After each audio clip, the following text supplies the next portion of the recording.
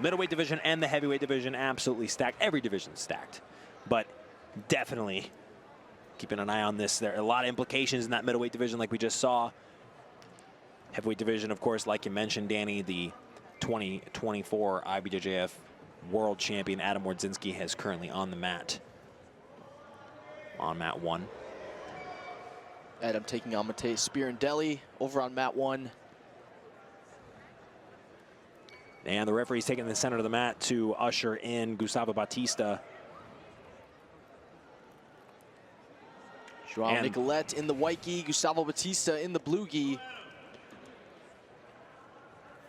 Gustavo, a 3-time IBJJF world champion, 21, 23, and 24. Gustavo pulls guard. We saw a lot more guard play from Gustavo Batista at the 2024 Worlds. It was an absolutely incredible performance, 100% submission rate. Starts this match off with a sweep. 2 points for Gustavo Batista. And Gustavo Batista's passing is absolutely incredible. Just so good at forcing the half guard position. Yeah, that was a quick sweep, just thinking the first 10 seconds of the match almost. Gustavo Batista in the blue, not Pedro Rocha, actually, Joao Nicolite in the white.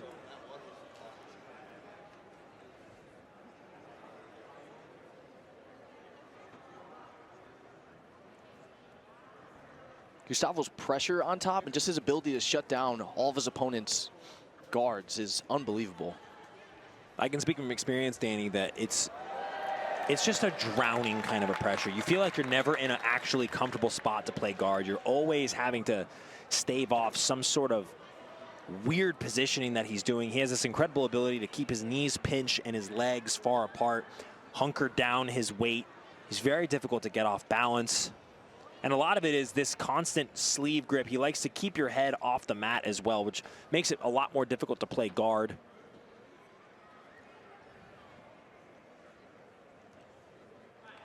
Penalties issued for both Gustavo and Joao. Match resumes. I think his ability to force his opponent on bottom to play half guard and pass from there is really remarkable and something that really stands out about Gustavo's jiu-jitsu. Nicolite able to get under the leg in a bit more of a meaningful way. Forcing 50-50.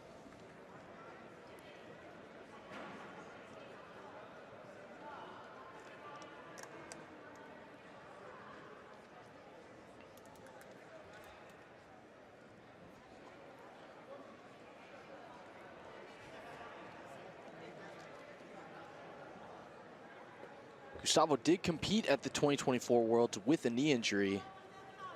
Did have an operation shortly after the World Championships. This is his first time competing since that procedure. But did all of his rehab, said he feels great and he's healthy.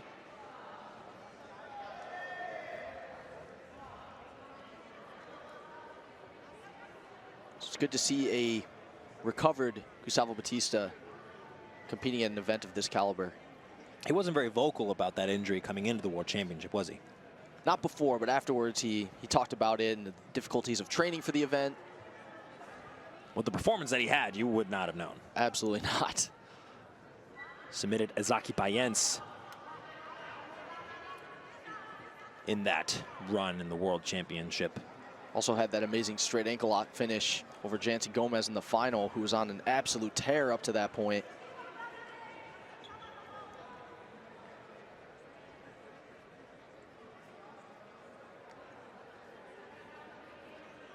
Gustavo's won the Worlds 3 times as a black belt.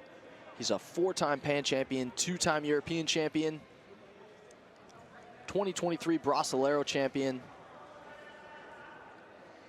One of the most accomplished active black belts on the IBJJF scene.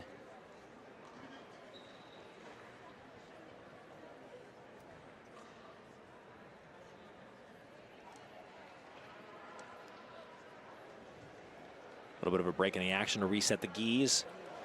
Reset back in the center as we're 1 minute away from the halfway point of this heavyweight quarterfinal.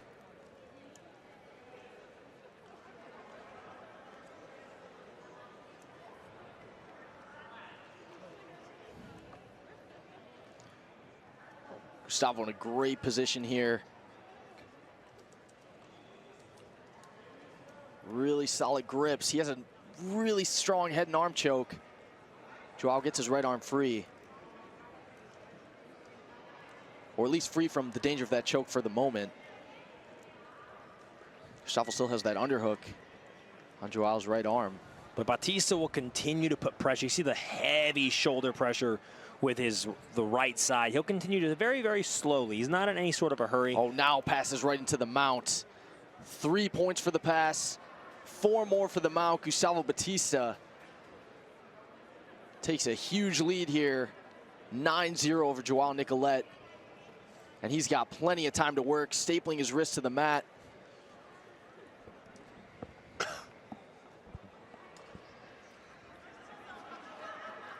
Joao bridging, trying to create some space.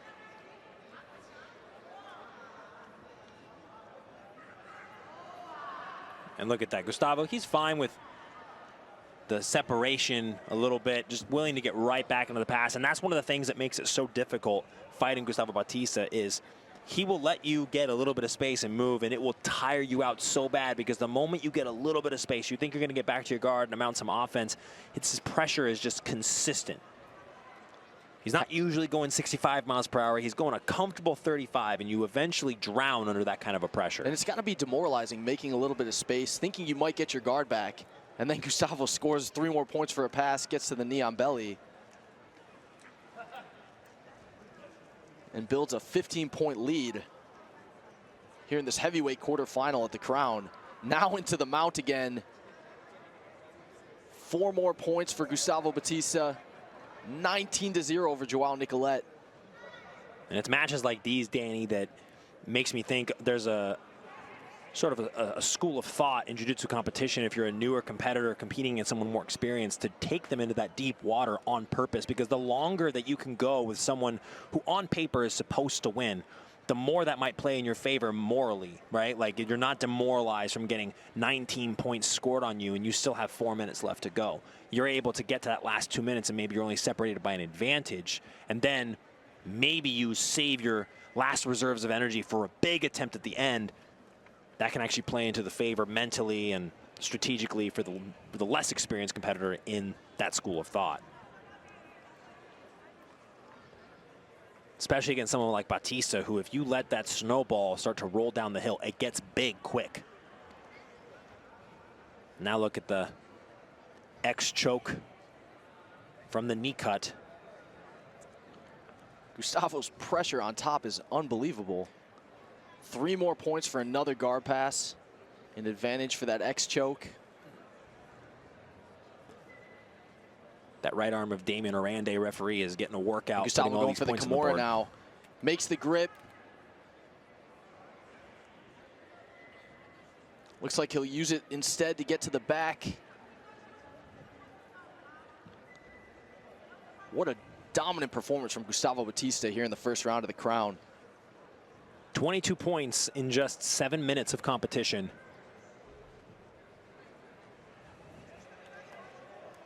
You could say this would send a bit of a statement to the rest of the heavyweight division here at the Crown.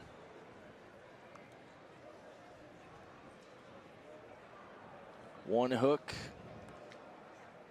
for Gustavo Batista. He's not slowing down here. I think he wants to get the submission victory.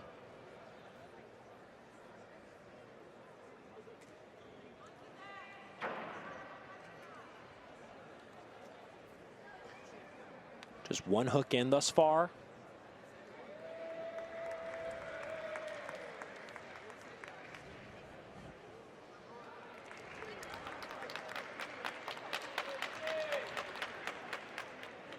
This is Gustavo's second time competing in the Crown.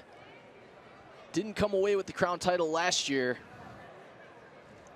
but he is off to a tremendous start, up 26 points over the late replacement Joao Nicolite.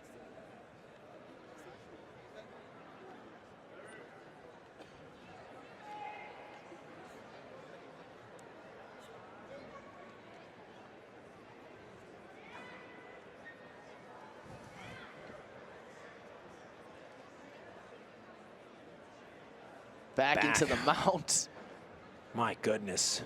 Wow, this pressure is unbelievable.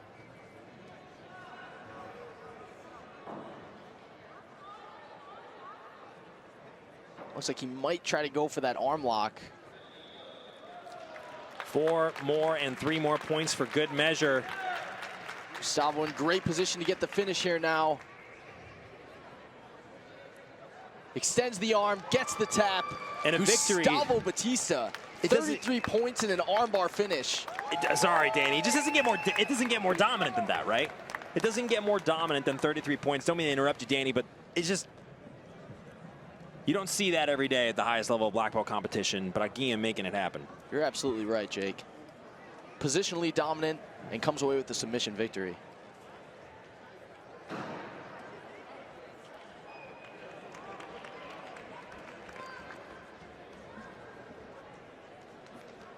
And to see him continuing to get better, you mentioned all of his accolades, Danny. How he has been at the highest level for a while now. And he just continues to improve and increase his skill set.